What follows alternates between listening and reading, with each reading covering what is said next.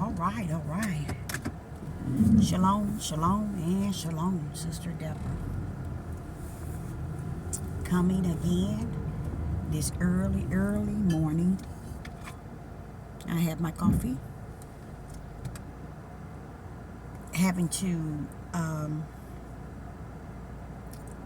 pick up my son at the bus station. He's in the wedding.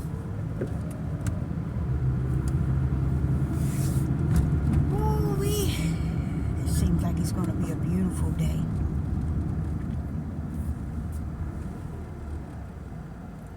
I'm looking forward to another beautiful day that the Most High Yah has made. In spite of the tests and trials and the torment, not torment, but the turmoil, I, Sister Deborah, would say that I'm still yet grateful. I was trying late last night, like 12:30, trying to get the fullness of when it says, count it a joy when you fall into diverse temptation. And talk about the patience and the faith. And as I began to read it, I began to speak to the Father regarding the patience and the faith and the ideal of the trying times. One thing I do, and I will say, for that to be a spiritual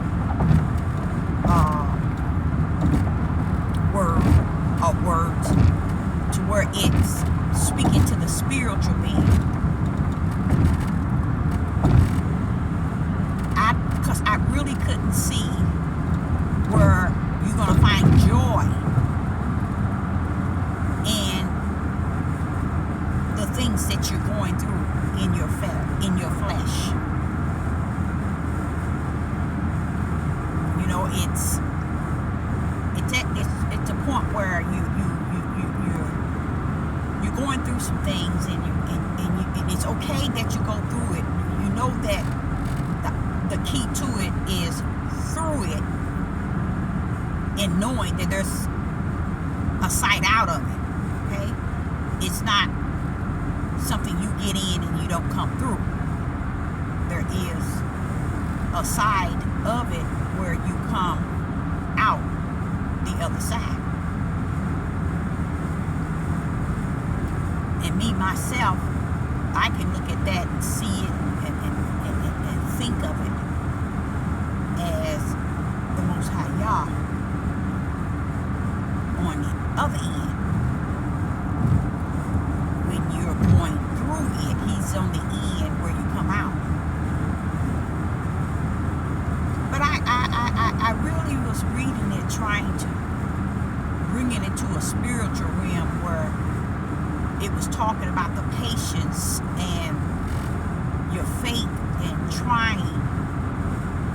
I just, maybe because I look back over my life and I just saw so many things that have and had come upon me to the point where I'm still looking at these, not the same things, but things that has not gotten better but worse. And I'm like, will the flesh find joy and patience and faith within those trying times? I don't think so. I don't think the flesh can really find that patience, that faith. So I believe somewhere that could be something that's totally smeared. And to find joy in the midst of the turmoil and in the midst of the trying times, joy. I'm kind of lost in that, being so many things is happening, and like I said, it's happening, and I'm still laying my head on the bosom of the Father, of the Creator, trusting and believing as much as possible, as much as He has allowed me, as much as He has given me the strength to, that all things must come to pass.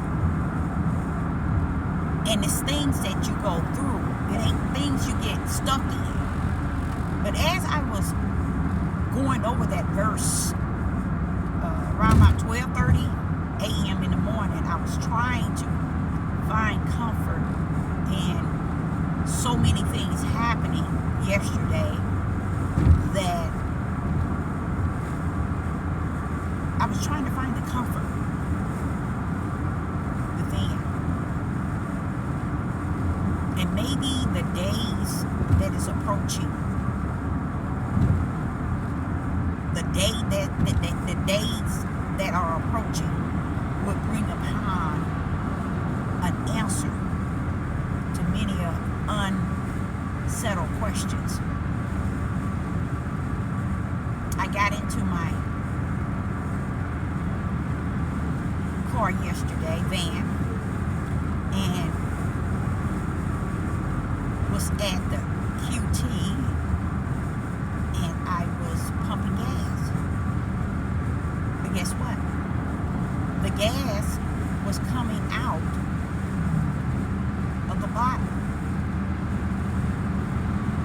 The more I pumped, the more was pouring out the bottle. Instant, I realized that, okay, why now? I needed to go to the wedding rehearsal. I needed to go to the wedding rehearsal. And I'm saying to myself, but why now? Why now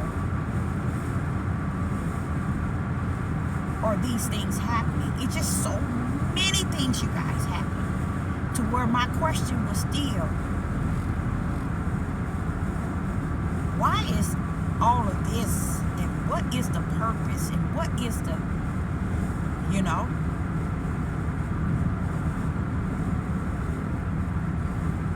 it just was chaos. I mean, like real chaos.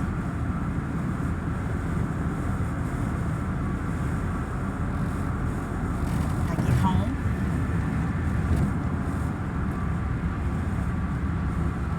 realize the QT station was like a minute and a half from where I live.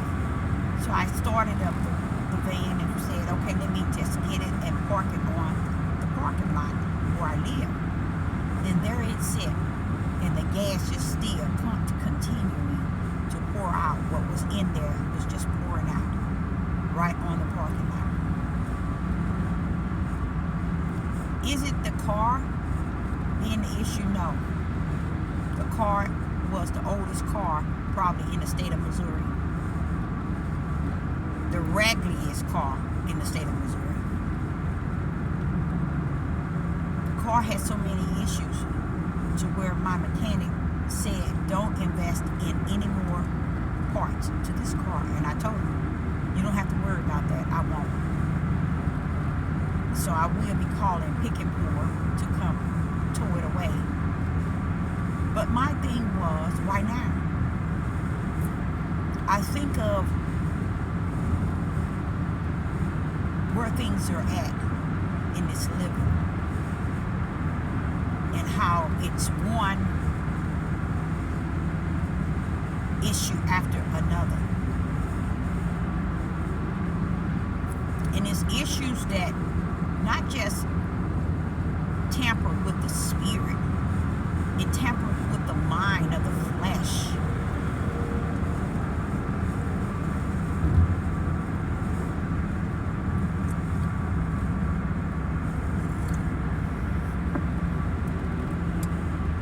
Because you're starting to see the breakdown. It's like I'm starting to see the breakdown. I mean, like the real breakdown.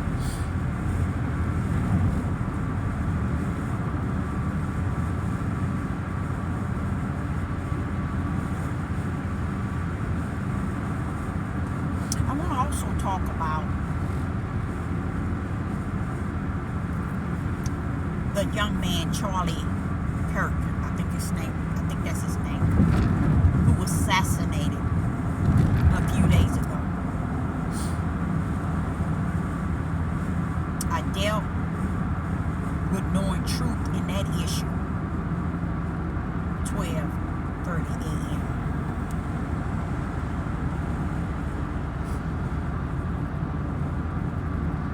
I dealt with that, you guys. I had to deal with it in a way of spirit and truth. I had to deal with a message that I saw before I closed my eyes.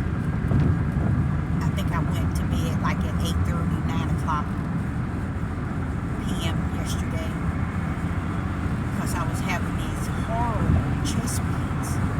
I mean, to the point where there's nothing left but to lie down. And once I lied down, I went to sleep. In pain did I go to sleep. I woke up feeling much better, but I woke up at like 12:30 a.m. with the cares of the issues that rest within the world today, and the issues that so set to bring Sister Deborah at a level that's not a good fit. So let's talk about this Charlie Kirk. I'm just going to give you the spirit and truth of the whole matter. And I know it's not worth a pot of burnt beans to many of you all, because the spirit and truth of that whole matter doesn't mean that it's supposed to be worth so much to me. It's just that when the spirit of the Creator is suffering you to know the truth of the whole matter, sometimes it comes with a price of long suffering and endurance, because now you have to know the truth in the midst of all the untruth. You have to see it in the light in the midst of all of those who sees it in the darkness. What would I gain? What do I get out of it? What does it do for my spirit? Nothing. But to allow me to know the critical time period we are in. Let's go to Charlie Kirk, I think that's his name, who was assassinated. I look at him as a child, a baby, because I have, my children is pretty much older than he is. And I'm looking at him and I'm thinking, who would in broad daylight set up a plan as this? This plan came strictly out of Israel. The order came strictly out of Israel.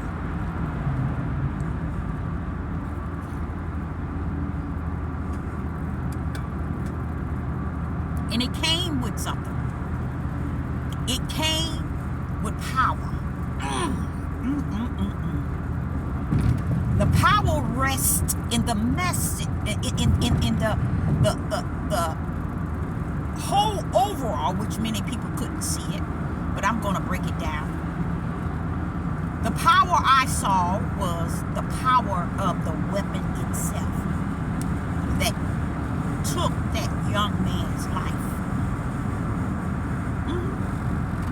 That was power. That was power to delete at a blink of an eye.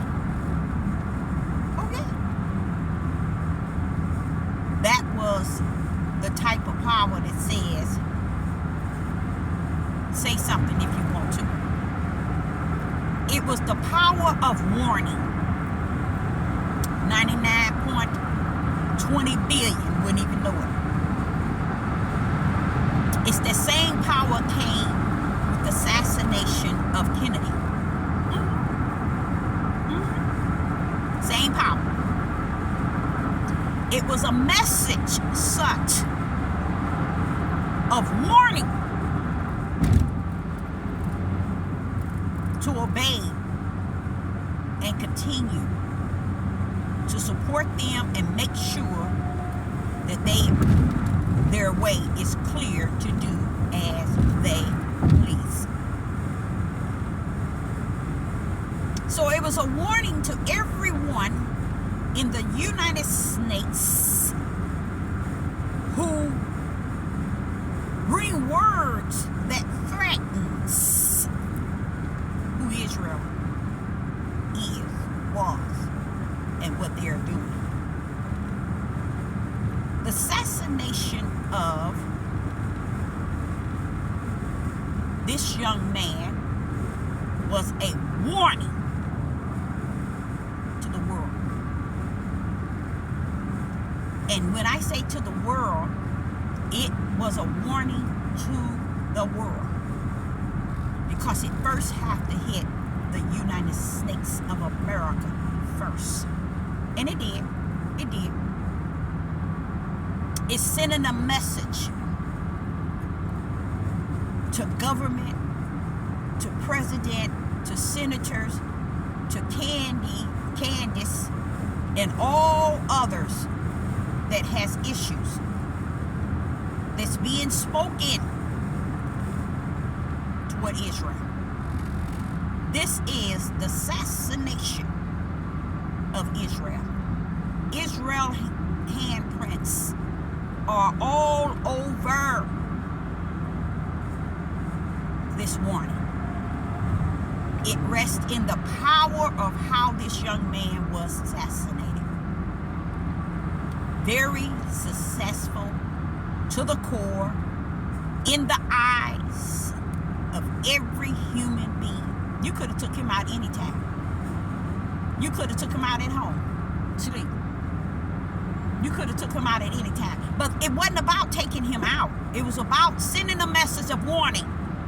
And one of you all, say something, do something, think something, feel something, and keep talking about Israel. We're coming for you. See, a lot of you all don't understand the ball game that's being played. It's powerful, y'all. It's powerful. It's a horrible ball game. And I use the ball game because it's so powerful to where the whole world will not even expound on it, even though they know. They know who killed Kennedy. Israel killed Kennedy. And they assassinated this same young boy. It's their fingerprints all over. It's their identity and how they rumble. It's the way they do things to set a warning to any and everybody who steps in the realm of not allowing them to have their way, do it their way, say it their way, conduct it their way. We know how to take you out and send that warning. Now, you would think that the warning would be to all of those who are talking about Israel, but it's not just to them. The warning is to Donald Trump as well. Why? They didn't have no problem assassinating Kennedy, even though his daddy belonged to the top dogs. They didn't have no issue taking him out. They don't care about his daddy. or they didn't care about that. And that's what you all don't understand, the power that means. You don't understand.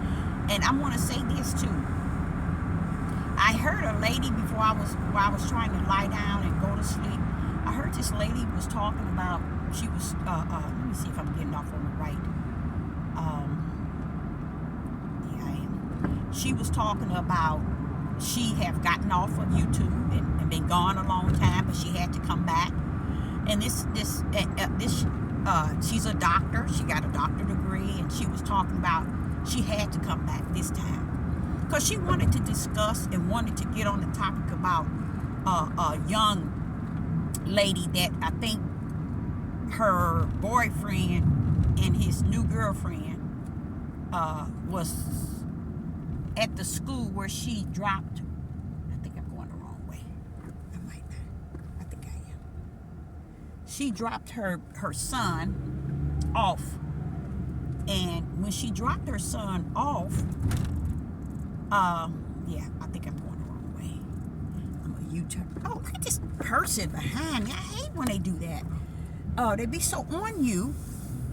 And she dropped her son off to school, and the father of the son and his new girlfriend, I don't know where I'm at, they went to the school, and the new girlfriend shot the woman in the face with the gun. Now, this lady been off YouTube, but the things that this lady was saying, she's a melanated person. She was saying things that I've been saying for quite a while, and I could feel what she was saying so deep to where I was so happy that she was saying it. But on the other end, too many lives have been lost. So it ain't important in this day and time how the right things are being said, the right things are being done. It doesn't matter anymore. That's how bad it is. So she was saying she came back just to give this message, but she said she's going out and she ain't coming back. But she came back just to say that if Black Americans don't look at the fact that there is something seriously wrong with them. I mean, this lady broke it all down. And I'm like saying, this lady is not talking about the Most High Yah. Now, I talk about the Most High Yah in this. This lady ain't talking about the Most High Yah. But she still see what I see. And that's why it just messes me up that how we as a people stand around and act like ain't nothing going on and it's okay. No. And she began to tell and speak on all the things that our people are doing. And it just, the things she was saying is so 100. It's like, it don't matter what you say. People are at the point where it's over. Deuteronomy 28 said, until they are destroyed. It's over. They now are destroyed, but now there's a different level of being destroyed that Yah is allowing to usher in. Because mentally destroyed is not even good enough. Because it only enhance and spread abroad. So there got to be a form of destroying a people, and I think that that's kind of what is actually happening.